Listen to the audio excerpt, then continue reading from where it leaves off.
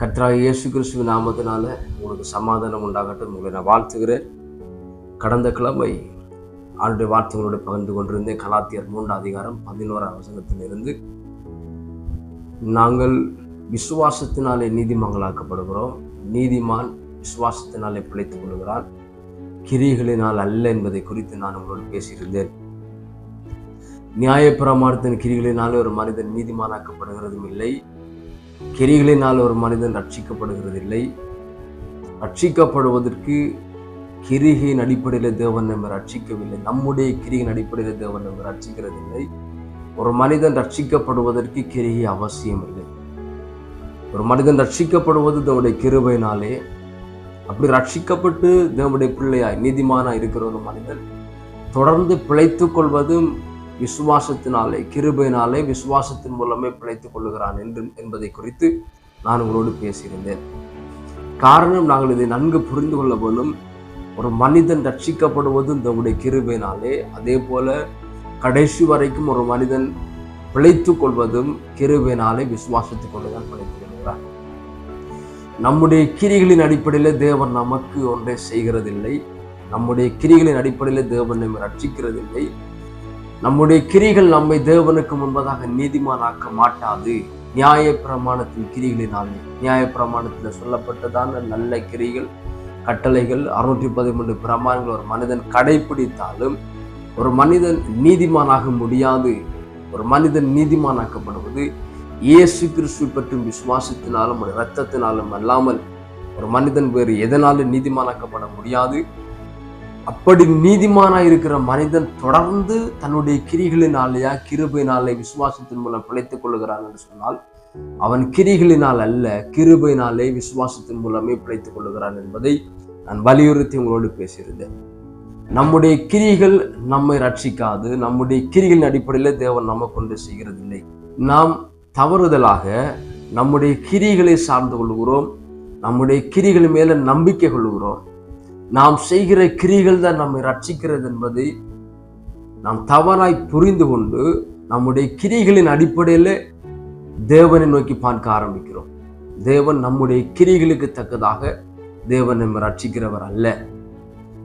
நாம் சுகமாக்கப்படுவது, ஆசீர்வாதத்தை பெற்றுக்கொள்வது, பாதுகாக்கப்படுவது, தேவன் நமக்கு செய்கிற எல்லாமே அவருடைய கிருபையினாலே இலவசமாய் விசுவாசத்தை கொண்டு எல்லாவற்றையும் நமக்கு கொடுக்கிறார்.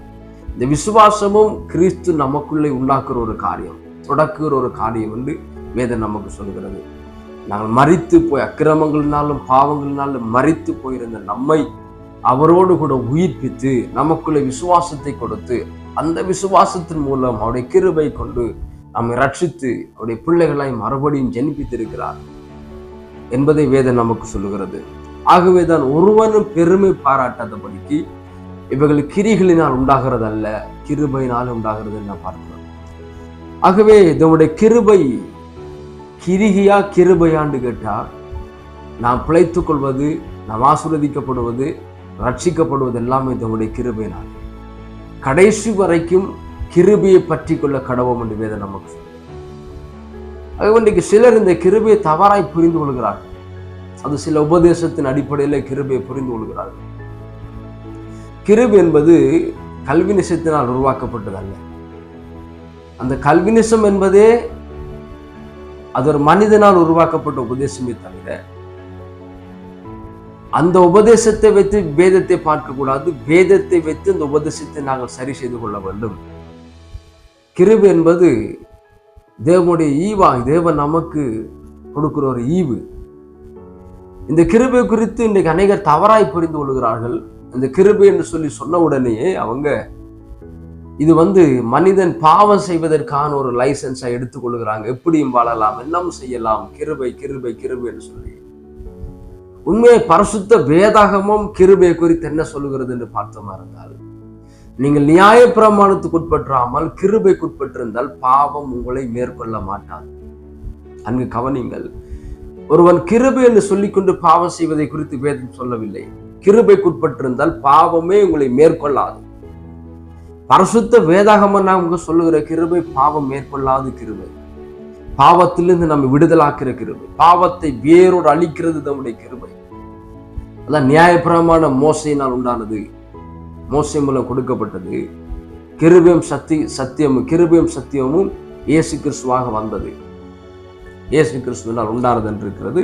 ஆனால் உண்மையா அது இயேசு கிறிஸ்துவாக வந்தது என்று வேத வசனம் சொல்கிறது. வாசிக்கிறேன். எப்படின்னு நியாயப்பிரமாணம் மோசையின் மூலம் கொடுக்கப்பட்டது, கிருபையும் சத்தியம் இயேசு கிறிஸ்து மூலம் உண்டாயின, இயேசு கிறிஸ்துவாய் வந்தது என்று வேதம் நமக்கு சொல்கிறது. அவர் மூலம் உண்டானது, கிறிஸ்து மூலம் உண்டான கிருபையும் சத்தியம். இது நம்முடைய வாழ்க்கையில் ஒரு மனிதனை பாவத்துக்கு தள்ளுவதற்கும் பாவம் செய்ய வைப்பதற்குமானதல்ல. ஒரு மனிதனை விடுதலாக்குவதும் ரட்சிப்பதும் பாதுகாப்பதும் நம்முடைய கிருபை. அநேகர் சாட்சியில சொல்வோம், நான் நிர்மூலமாக இருப்பது நம்முடைய கிருபை. நம்முடைய கிருபை நம்மை நிர்மூலமாகாமல் பாதுகாக்கிறது. நான் நிற்பது நிர்மூலமாக இருப்பது எங்களுடைய உபவாசம், எங்களுடைய ஜெபம், எங்களுடைய கிரிகள், எங்களுடைய நற்கிரிகள் அல்ல, எங்களுடைய ஊழியம் அல்ல. நான் நிர்மூலமாக இருப்பது நம்முடைய கிருபை. அதைத்தான் வேதம் சொல்கிறது, கிருபையை பற்றி கொள்ளுங்கள். ஒரு மனிதன் கிரிகளினாலே நீதிமான் ஆகிறது இல்லை, கிரிகளினால் ரட்சிக்கப்படுகிறது இல்லை. கிரிகள் ஒரு மனிதனை நீதிமான் ஆக்காது. அவன் கிருபையினாலே விசுவாசத்தின் மூலம் தான் நீதிமங்களாக்கப்படுகிறோம், ரட்சிக்கப்படுகிறோம். இதை குறித்து 2 வேத வசனங்களை நான் உங்களுக்கு காண்பிக்க விரும்புகிறேன். அதில் ஒரு வேத வசனத்திலே காணப்படுகிறதான குழப்பத்தை இந்த இடத்திலே தெளிவுபடுத்தி நான் பேச விரும்புகிறேன். ரோமருக்கு எழுதின நிருபத்திலே 4ஆம் அதிகாரம் 2ஆம் வசனத்திலிருந்து வாசிக்கிறேன்.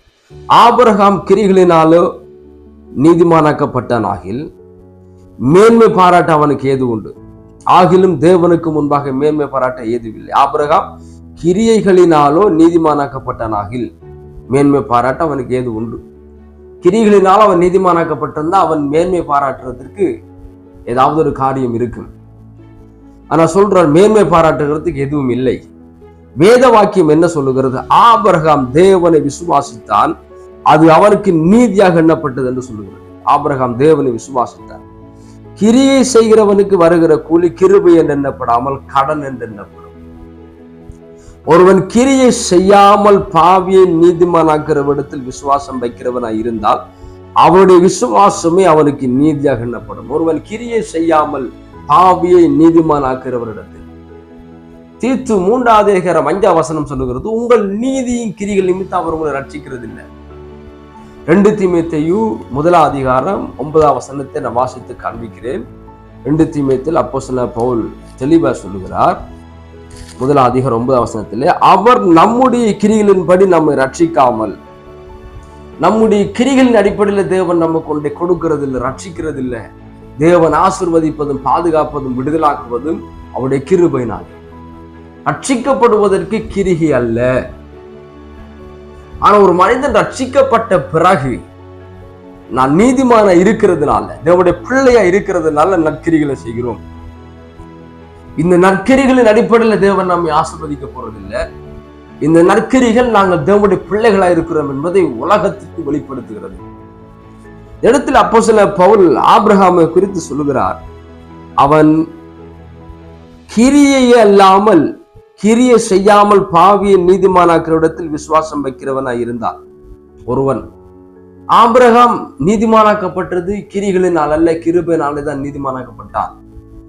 அந்தபடி கிரிகள் இல்லாமல் தேவனாலே நீதிமான எண்ணப்படுகிற மனுஷனுடைய பாக்கியத்தை காண்பிக்கும் பொருட்டு எவர்களுடைய அக்கிரமங்கள் மன்னிக்கப்பட்டதோ, எவர்களுடைய பாவங்கள் மூடப்பட்டது அவர்கள் பாக்கியவான்கள். எவருடைய பாவத்தை கர்த்தர் எண்ணாது இருக்கிறாரோ அவன் பாக்கியவான் என்று தாவீது சொல்லி இருக்கிறார். என கண்மானதோட பிள்ளைகளை, ஒரு மனிதன் ஆபிரகாம் கிரிகளினாலேயே கிருபையினாலேயே நீதிமானாக்கப்பட்டான் என்றால் அவன் கிருபையினாலே நீதிமானாக்கப்பட்டான். கிரிகளினாலே தேவன் நம்மை ரட்சிக்கிறது இல்லை, கிருபையினாலே தான் தேவன் ரட்சிக்கிறான் என்று வேதம் நமக்கு சொல்லுகிறது. உங்களை பார்த்து சொல்லுகிறேன், என்னுடைய வாழ்க்கை ரட்சிக்கப்படுவது, தொடர்ந்து ஆசீர்வாதமே வாழ்வதற்கு, நாங்கள் இதுக்கு ரட்சிக்கப்பட்டதுக்கு பிறகு தேவன் எதை பார்த்து நம்மை ஆசீர்வதிப்பார்னு சொன்னா நம்முடைய கிரியை பார்த்தல்ல, அவருடைய கிருபையினால்தான். தொடக்கமும் கிருபை, அவருடைய முடிவும் கிருபை. நம்முடைய கிரிகளினால் அல்ல, கிருபையும் விசுவாசமும். எல்லா இடமும் கிருபையும் விசுவாசமே வாழ்க்கையில செயல்படுகிறது, நம்முடைய கிரிகள் அல்ல. அப்ப நாம் கிரிகை செய்ய தேவையில்லையா? ஒன்றுமே செய்ய வேண்டாமா? வேதம் நமக்கு அப்படி சொல்லவில்லை. நாம் செய்கிற நீதியின் கிரிகளை வைத்து தேவன் நமக்கு ஒன்று செய்கிறது இல்லை. இந்த நற்கிரிகளை வைத்து தேவன் நம்மை ஆசீர்வதிக்கிறது இல்லை. ஆனால் இந்த நற்கிரிகள் என்பது நாம் தேவனுடைய பிள்ளைகளாக இருக்கிறதுனால உலகத்துக்கு அதை செய்கிறோம். உலகம் நம்முடைய வாழ்க்கையிலே கிரிகளின் அடிப்படையிலே தான் நம்ம நீதிமான் என்று ஏற்றுக்கொள்கிறது. தேவனுக்கு முன்பதாக நீதிமானாக்கப்படுவது, உலகத்துக்கு முன்பதாக நீதிமான இருப்பது என்பது, தேவனுக்கு முன்பதாக நீதிமானாக்கப்படுவதும், தேவனுக்கு முன்பதாக வரும் பொழுது நாம் நன்மைகளை சுதந்திரிப்பதற்காக ஜெபிக்க அவரிடத்திலே வருகிற எல்லா நேரத்திலும் நான் கிருபையை பற்றி கொண்டு விசுவாசத்தின் மூலமே வருகிறோம்.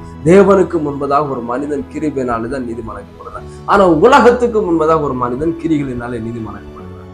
ஆனா இந்த வசனத்தை குறித்து யாக்கோபு 2ஆம் அதிகாரம் 21ஆம் வசனத்துல யாக்கோபு இதை சொல்லுகிறதை பார்த்து இந்த அநேகர் இதை புலம்புவார். நம்முடைய பிதாவாகிய ஆபிரகாம் தன் குமாரன் ஈசாக்கை பலிபீடத்தின் மேல் செலுத்தின போது கிரியைகளினாலோ அல்லவோ நீதிமானாக்கப்பட்டான். பவுல் சொல்லுகிறார், ஆபிரகாம் கிரியைகளினால் அல்ல கிருபையினால நீதிமானாக்கப்பட்டான். யாக்கோபு சொல்லுகிறார், ஆபிரகாம் ஈசாக்கை பலிபீடத்தின் மேல் செலுத்தின போது கிரியைகளினால் அல்லவோ நீதிமானாக்கப்பட்டார். ரெண்டு பேரும் குழப்பவில்லை. என்ன கர்மானதோட பிள்ளைகளே, இதுல ரெண்டு விதமான காரியத்தின் இடத்துல எழுதுகிறார். அப்போஸ்தலனாகிய பவுல் எழுதுகிறது ஆதியாகமம் 15ஆம் அதிகாரத்திலே நடந்த சம்பவம். விசுவாசத்தினால் நீதிமானாக்கப்பட்டான், அவருடைய விசுவாசமே நீதியாக எண்ணப்பட்டது என்று சொல்லப்பட்ட காரியத்தை அப்போஸ்தலனாகிய பவுல் குறிப்பிட்டு எழுதுகிறார். யாக்கோபு எழுதுகிற காரியம் ஆதியாகமம் 22ஆம் அதிகாரத்திலே ஈசாக்கை பலி செலுத்தின சம்பவத்தை குறித்து எழுதுகிறார். யாக்கோபு பவுல் எழுதுகிறது தேவனுக்கு முன்பதாக நீதிமானாக்கப்படுவது நம்முடைய கிரிகளினால் அல்ல கிருபையினாலே. யாக்கோபு எழுதுகிறது இப்படி நீதிமானா இருக்கிறதான் என்ற ஆபிரகாம் தான் நீதிமான் என்பதை உலகத்துக்கு எதனாலே காண்பித்தான் என்று சொல்லிச்சனால் அவன் கிரிகளினால் அல்லவோ காண்பித்தான். அவன் ஈசாக்கை பலிபீடத்தின் மேல செலுத்தின அந்த ஈசாக்கை பலிபீடத்தின் மேல் செலுத்தின போது, ஈசாக்கை பலிபீடத்தின் மேல கொண்டு போய் பலி செலுத்த கிடத்தின அந்த சந்தர்ப்பம் வரை ஆண்டவர் சொன்னது கீழ்ப்படிந்து பலி செலுத்த கொண்டு போய் கத்தி எடுத்து ஓங்குற தருணத்தில் ஆண்டவர் அந்த இடத்துல வெளிப்பட்டார். இதை வைத்து எப்படி புரிந்து கொள்கிறோம் என்று சொல்லி சொன்னால், இவர்கள் தெளிவாய் குழப்பவில்லை, தெளிவாய் சொல்லுகிறார்கள். பவுல் சொல்லுகிற காரியம், ஆபிரகாம் தேவனுக்கு முன்பதாக எப்பவுமே விசுவாசத்தினால நீதிமானாக்கப்பட்டான். இப்படி நீதிமானாக்கப்பட்ட ஆபிரகாம் தான் நீதிமான் என்பதை தன்னுடைய கிரிகளினாலதான் உலகத்துக்கு காண்பித்திருக்கிறான் என்பதை காண்பிக்கும் பொருட்டு யாக்கோபு 2ஆம் அதிகாரம் 21ஆம் வசனத்தில் சொல்கிறார், அவன் பலி செலுத்தின போது கிரிகளினால் அவன் நீதிமானாக்கப்பட்டான். அவனுடைய கிரிகளை வைத்துத்தான் உலகம் அவனை நீதிமான் என்று சொல்கிறது. இன்னைக்கு நம்மை தேவனுடைய பிள்ளைகள் என்று எதனால சொல்வார்கள்? நம்முடைய கிரிகளின் அடிப்படையில் நாம் சரியான நீதியான கிரிகளை செய்கிறதுனால உலகம் நம்மை தேவனுடைய பிள்ளைகள் என்று நமக்கு, அதனாலதான் உலகம் நம்மை அறிந்து கொள்ளும். நம்முடைய கிரிகளின் அடிப்படையில் உலகம் அறிந்து கொள்ளும். ஆனால் தேவனுக்கு முன்பதாக நீதிமான் என்பதை நம்முடைய கிரியின் அடிப்படையில தேவன் நம்மை ஏற்றுக்கொள்கிறவர் அல்ல. தேவன் நம்மை ஏற்றுக்கொள்கிறதும் தேவன் நம்மை ஆசீர்வதிப்பதும் அவருடைய கிருபையினாலே, விசுவாசத்தின் மூலமாய் அவர் நமக்குள்ளே செய்கிற கிரியினாலே தான், அவர் நமக்குள்ளே ஏற்படுத்தின விசுவாசத்தை கொண்டுதான் ரட்சிக்கப்படுகிறோம். எல்லாமே அவருடைய கிருபை நீவி ரட்சிக்கப்பட்டு நம்முடைய பிள்ளைகளாக இருக்கிறோம் என்பதை நம்முடைய கிரியில் உலகத்துக்கு வெளிப்படுத்துகிறது. இல்லை, இந்த 2 வசனத்தின் குழப்பத்தை நான் பேச முடியும். அப்போஸ்தலன் பவுல் 15ஆம் அதிகாரம் ஆதியாகமம் 15ஆம் அதிகாரத்திலே தேவனுக்கு முன்பதை நீதிமானாக்கப்படுதலை குறித்து பேசுகிறார். யாக்கோபு 2ஆம் அதிகாரம் 21ஆம் வசனத்திலே மனிதர்களுக்கு முன்பதே நாங்கள் நீதிமான் என்பதை நம்முடைய கிரிகளினால் தான் காண்பிக்க வேண்டும். நம்முடைய கிரிகள் தான் உலகத்துக்கு நம்மை தேவனுடைய பிள்ளைகள் என்பதை வெளிப்படுத்தும் என்பதை யாக்கோபு இந்த இடத்திலே குறிப்பிடுகிறார். ஆகவேதான் மத்தேயு 15 நான் கடந்த கிழமை சொல்லியிருந்தேன், நம்முடைய நற்கிரிகள் தேவன் பார்ப்பதற்கல்ல, மனிதர் உங்கள் நற்கிரிகளை கண்டு தேவனை மகிமைப்படுத்தும்படி உங்கள் வெளிச்சம் அவர்கள் முன்பதாக பிரகாசிக்கிறார்கள். நம்முடைய கிரிகளை உலகம் பார்த்து தேவனுடைய பிள்ளைகள் என்பதை அறிந்து கொண்டு அதன் மூலம் தேவனுக்கு மகிமை உண்டாக்கும்படி உங்களுடைய நற்கிரிகளை மனசருக்கு செய்யுங்கள். நாம் பிழைத்துக் கொள்வது, ரட்சிக்கப்பட்டது, தொடர்ந்து ரட்சிப்பின் நன்மையிலே பங்கெடுப்பது, நம் ஆசீர்வாதமே வாழ்வது, நான் சுகத்தை பெற்றுக்கொள்வது, தேவனிடத்திலிருந்து எதை பெற்றுக்கொள்ள வேண்டுமா இருந்தாலும் அது நம்முடைய கிரிகள் அல்ல, அவருடைய கிருபையினாலும் அவர் நமக்குள் ஒன்று பண்ணின விசுவாசத்தின் மூலமே தேவன் நமக்கு எல்லாவற்றையும் செய்கிறார். கிருபையினாலே விசுவாசத்தை கொண்டு, கிரிகளினால் அல்ல. கிரிகையா கிருபையாண்டு கேட்டார், நிர்மூலமாக இருப்பதோடைய கிருபை. இந்த கிரிகை எதற்காக? அதனுடைய பிள்ளைகளாக இருக்கிறோம் என்பதை உலகத்துக்கு காண்பிக்கிறார். இந்த கண்மானதனுடைய பிள்ளைகளே, தொடர்ந்து ஆண்டவருக்காக நல்ல கிரிகளை செய்யுங்கள், ஊழியத்தை செய்யுங்கள், ஜெபம் பண்ணுங்கள், உபவாசம் இருங்கள், நல்ல கிரிகளை செய்யுங்கள். ஆண்டவருக்காக நீங்க படுகிற பிரயாசத்தை கண்டவர் மறந்து விடுகிறது அல்ல. அதற்குரிய பலன் உண்டு, அதற்குரிய பலன் உண்டு. ஆனால் தேவன் நம்மை ஆசீர்வதிப்பதும், இந்த உலகத்திலே வாழுகிற பொழுதும் சரி, தேவன் நம்மை ரட்சிக்கிறது, பாதுகாக்கிறது, நித்திய ஜீவனை கொடுத்தது, இதெல்லாமே தொடர்ந்து நம்மை காக்கிறது, தொடர்ந்து உங்களோட ஆண்டவருக்கு இருக்கிறது, தொடர்ந்து அவருடைய வாழ்க்கையில கிரிகை செய்கிறது, ஊழியங்களுக்குள்ளே என்னுடைய வாழ்க்கையில் அவருடைய கரத்தின் கிரிகளை வெளிப்படுத்துறது எல்லாமே நம்முடைய செயல்களின் அடிப்படையில் அல்ல, நம்முடைய விசுவாசமும் அவருடைய கிருபையினாலிருந்து அந்த காரியங்களை செய்கிறார். ஆகவேதான் நாம் விசுவாசத்தினால தொடர்ந்து பிழைத்துக் கொள்கிறோம். இந்த வசனம் குழப்பவில்லை, அவர் சரியாய் பேசுகிறார்கள். தேவனுக்கு முன்பதை நீதிமானாக்கப்படுவது, மனுஷனுக்கு முன்பதை நீதிமானாக்கப்படுவது, தேவனுக்கு முன்பதை நீதிமானாக்கப்படுவது கிருபையினாலே விசுவாசத்தின் மூலம், மனிதனுக்கு முன்பதை நீதிமானாக்கப்படுவது கிரிகளினாலே தான். மனிதர்கள் நம்மை நம்முடைய பிள்ளைகள் என்பதை, நீதிமகள் என்பதை அறிந்து கொள்கிறார். ஆண்டவர்களை ஆசீர்வதிப்பார். தொடர்ந்து சில காரியங்களை நான் உங்களுக்கு பேசுவேன். இந்த செய்தியை நீங்கள் மற்றவர்களுக்கு பகிர்ந்து கொள்ளுங்கள். உங்களுக்கு ஆசீர்வாதமாக இருந்தால் பகிர்ந்து கொள்ளுங்கள். அவளுக்கும் இது ஆசீர்வாதமாக இருக்கும். ஆண்டவர்கள் ஆசீர்வாதம்.